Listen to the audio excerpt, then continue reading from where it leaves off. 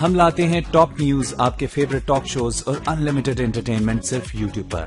اگر آپ نے ابھی تک ہمارا چینل سبسکرائب نہیں کیا تو ابھی سبسکرائب کریں اور بیل آئیکن کو کلک کر کے ہماری لیٹسٹ ویڈیوز کے بارے میں اپڈیٹ جانیں۔ سبسکرائب کیجئے اور ہم آپ کو لیے چلیں گے آپ کی فیوریٹ ویڈیو کی طرف۔ سروس چیفز، میرے پارلیمنٹری کولیگز، خواتین و حضرات، اور جن کے لیے آج فنکشن ہے، پاکستان کے شہداء کے لواحقین، میں آج آپ سب کو خوش آمدید کہتا ہوں۔ اور میں نے ابھی جو فلم دیکھی 1965 کے اوپر، تو میں صرف اپنی بات شروع کرتا ہوں کہ 6 سپٹمبر 1965 12 سال کا تھا میں۔ مجھے یاد ہے کہ ہمارے گھر زمان پاک سے جب شیلنگ کی رات کو شیلنگ کی آوازیں آنے شروع ہوئی اور پھر چھت پہ چڑھ کے بم بلاسٹ کی ہمیں نظر آتی تھی اپنے چھت سے، تو مجھے وہ کبھی نہیں بھولتا، کیونکہ میں اپنے ماں باپ کی شکلوں پہ خوف دیکھا اس رات، ڈر تھا کہ پتہ نہیں کیا ہوگا۔ 7 سپٹمبر کو زمان پاک میں ہمارے جتنے بھی بڑے تھے ایک کاؤنسل آف وار ہوئی، سب جمع ہوئے۔ ایک رومر تھی کہ رات کو ہندوستان کے پیرا ٹروپرز نے لاہور میں ڈراپ ہونا ہے، تو ہماری پھر ایک سول فورس بنی۔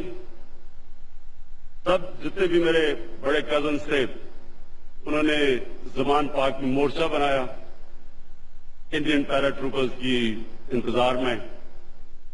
میں 12 سال کا تھا، میں نے اپنے والد کی بندوق پکڑی اور میں بھی پہنچ گیا ان کے ساتھ گارڈ ڈیوٹی دینے کے لیے۔ جیسے ہی میں وہاں پہنچا، میرے کزن نے مجھے واپس بھیج دیا کہ نہیں، تم بہت چھوٹے ہو، تم نہیں کر سکتے یہ۔ بڑی مجھے تکلیف ہوئی کہ یہ کیا کیا، میں کوسا اپنے آپ کو، میں صرف 12 سال کا ہوں۔ بہرحال میں گھر چلا گیا۔ اگلے دن پتا چلا کہ انڈین پیرا ٹروپرز تو نہیں آئے، لیکن میرے کزنز نے رات کو ایک ہمارے رشتہ دار کے اوپر گولیاں چلا دی۔ خوش قسمتی سے ان کے نشانے برے تھے، اس لیے وہ بچ گئے۔ تو مجھے ابھی بھی یاد ہے کہ جس طرح کی ایک پاکستان میں وہ جو ایک لہر تھی، ساری قوم فوج کے ساتھ کھڑی تھی۔ یعنی جو میں نے وہ جذبہ دیکھا تھا، میں نے وہ کبھی ویسا جذبہ آج تک نہیں دیکھا۔ ہم سب فوجی بننا چاہتے تھے۔ اگر میں کرکٹ کی طرف نہ لگ جاتا تو ہو سکتا ہے میں بھی آج ریٹائرڈ فوجی ہوتا۔ تو میں آج اپنی فوج کو خراج تحسین پیش کرنا چاہتا ہوں۔ مجھے بڑی اچھی طرح یاد ہے 1965 جس طرح ہماری فوج نے لاہور کو ڈیفینڈ کیا، اور مجھے یاد ہے کہ ہمیں کتنا فخر تھا۔ اور یہ جو بھی وار آن ٹیرر جس کی ہم نے ابھی ویڈیو تصویریں بھی دیکھی اور جنرل باجوہ آپ نے بات بھی کی، میں اس کے خلاف تھا۔ میں نہیں چاہتا تھا کہ پاکستان کسی اور کی جنگ میں پڑے، لیکن جب، اور انشاءاللہ یہ میرا آپ سب سے وعدہ ہے، کبھی پاکستان کسی اور کی جنگ میں کبھی شرکت نہیں کرے گا۔ ہمارا کام ہے ہم اپنے لوگوں کے لیے کھڑے ہوں، اور ہماری فورن پالیسی بھی انشاءاللہ وہ ہوگی جو ہمارے پاکستانیوں کی بہتری میں ہوگی۔ تو جب یہ ہوگی جنگ، اس کے بعد جو ہمارا ملک جس امتحان سے گزرا، جس طرح کی دہشت گردی ہوئی، ہماری فوج اور ہماری خاص طور پہ انٹیلیجنس ایجنسیز، جو ان کی پرفارمنس تھی، آپ دیکھ سکتے ہیں کہ اور کتنی اور فوجیں اس طرح کی جس طرح کی دہشت گردی پاکستان میں ہوئی ہے، کتنی فوجیں اس کا مقابلہ کر سکتی تھی۔ میں جب سے مجھے یہ ذمہ داری ملی ہے تو میں نے ایک جی ایچ کیو کے اندر 6 گھنٹے کی بریفنگ لی. پھر میں نے نیول اور ایئر فورس چیف سے بھی بریفنگ لی. تو میں اس نتیجے پہ آیا ہوں کہ اس وقت اگر ایک ادارہ جو انٹیکٹ ہے, جو کہ فنکشن کر رہا ہے, وہ آج ہماری فوج ہے. اور وہ اس لیے فنکشن کر رہا ہے کہ کسی قسم کی پولیٹیکل انٹرفیئرنس نہیں ہے, پروفیشنلزم ہے, میرٹ کا سسٹم ہے. جب تک ایک ادارے میں میرٹ ہوتی ہے, پروفیشنلزم ہوتی ہے, وہ ادارہ چلتا ہے. ایک وقت ہماری بیوروکریسی, ہماری سول سروس 1960s میں سارے ایشیا میں بہترین سول سروس مانی جاتی تھی, کیونکہ وہ بھی پروفیشنل تھی, تب میرٹ تھی. سب سے مشکل امتحان تھا سول سروس کا امتحان. اور جب بھی ایک میرٹ کا سسٹم ختم ہوتا ہے, پولیٹیکل انٹرفیئرنس ہوتی ہے, اور ہماری طرح کے پولیٹیشنز کرتے ہیں, تو جب ایک ملک کے ادارے تباہ ہوتے ہیں تب ملک تباہ ہوتا ہے. ملک کی یاد رکھے, کوئی بھی جنگ, بمباری ملک کو تباہ نہیں کرتی. جرمنی اور جاپان سیکنڈ ورلڈ وار میں تباہ ہو چکے تھے, لیکن 10 سال میں پھر کھڑے ہو گئے کیونکہ ان کے ادارے انٹیکٹ تھے. تو ہم نے جو پاکستانیوں کے لیے سبق ہے وہ یہ کہ اس ملک کو اللہ نے سب کچھ دیا ہے, کسی چیز کی کمی نہیں ہے. آپ نے کوئی ویژولز دیکھے کہ ہمارے ملک کی ڈائیورسٹی کتنی ہے, کیا کیا اللہ نے دیا اس ملک میں, آپ کو اندازہ ہی نہیں ہے کہ کتنا اور اللہ نے دیا ہے. ہمیں یہی نہیں پتا کہ ہمارے ملک میں گیس کتنی ہے. ہمیں پتا ہے کوئلے کے اربوں ٹنز کے ریزروز ہیں, تانبا ہے, سونا ہے, زرخیز زمین ہے, 12 موسم ہے, سب سے اونچے سے سمندر, سب سے سٹیپ گریڈینٹ ہے, مطلب کہ سب کچھ اگ سکتا ہے یہاں. لیکن ہم نے اپنے ادارے مضبوط کرنے ہیں, میریٹوکریسی لے کے آنی. اور سب سے امپورٹنٹ چیز میں آپ کے سامنے ایک کہ ہمارا واحد ملک ہے اسلام کے نام پہ بنا تھا, تو میں آپ کے سامنے یہ تاریخ رکھنا چاہتا ہوں. 610 میں نبی صلی اللہ علیہ وسلم کو نبوت ملی. 620 میں صرف 40 لوگ مسلمان ہوئے تھے. 623 میں ہجرت کی مدینہ. 625 میں جنگ بدر ہوئی جدھر صرف 313 لڑنے والے تھے. 625 636 میں یارموک میں 80,000 سے 1,00,000 رومن ایمپائر کی فوج جنگ یارموک میں شکست کھاتی ہے مسلمانوں سے. اور پھر 638 میں تو دوسری سپر پاور تھی پرشین ایمپائر, وہ شکست کھاتی ہے کچھیا میں. تو یہ سب غور کریں کہ یہ کیا ہوا. وہ دنیا کے عظیم لیڈر, انہوں نے کیا کیا ان لوگوں میں جو کہ کہاں قبیلوں میں بٹے ہوئے, جن کی اہمیت ہی کوئی نہیں تھی, ریگستان میں رہتے تھے. انہوں نے کیا کیا کہ وہ دنیا کی سب سے عظیم سویلائزیشن بن گئے, قوم بن گئے.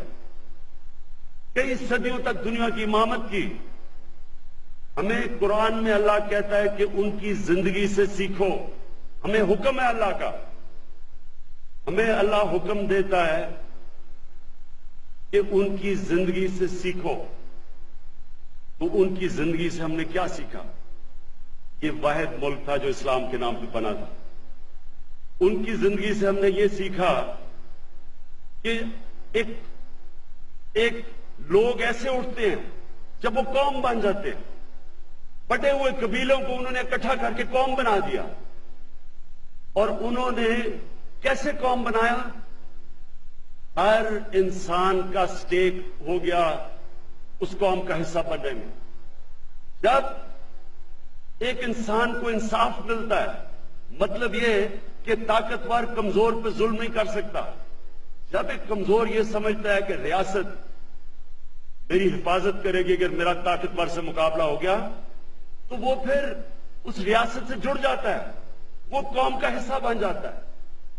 جب وہ یہ سمجھتا ہے کہ ریاست میں اگر کمزور ہوں میری مدد کرے گی, جو پہلی دنیا کی تاریخ کی فلاحی ریاست بنائی تھی نبی صلی اللہ علیہ وسلم نے, میرٹ کا نظام لیا ہے, جو اچھا کرتا تھا اوپر آ سکتا تھا.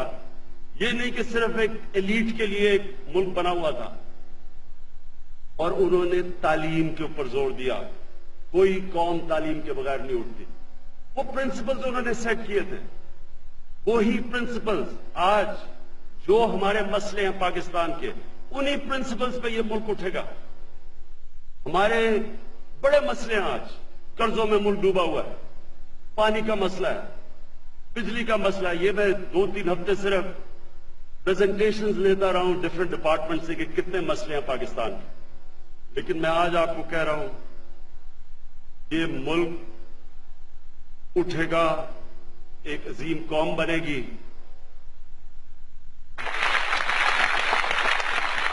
لیکن کب بنے گی؟ جب ایک چھاپڑی والا, ایک مزدور سڑکوں پہ کام کرنے والا, پولیس والے, ہمارے فوجی, جو سپاہی جو محنت کرتے ہیں, جو لڑتے ہیں ہمارے لیے, جو ایک کسان سارا دن کام کرتا ہے, جب یہ سب یہ سمجھیں گے کہ چلے میں تو محنت کر رہا ہوں لیکن میرا بچہ سرکاری اسکول میں جائے گا, اور اس سرکاری اسکول میں سے جب وہ نکلے گا تو وہ انجینئر بھی بن سکتا ہے, ڈاکٹر بھی بن سکتا ہے, جنرل بھی بن سکتا ہے.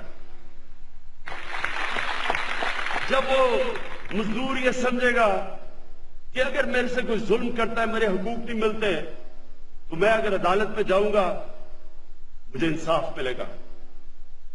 جب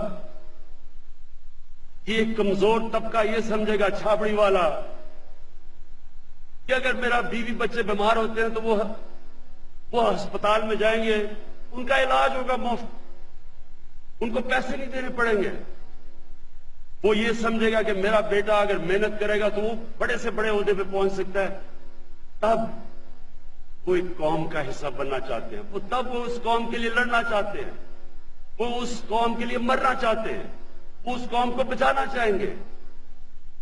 ہماری انشاءاللہ یہ قوم تب بنے گی تو جب ہم سب میں یہ احساس ہو جائے گا کہ ہماری ذمہ داری ہے.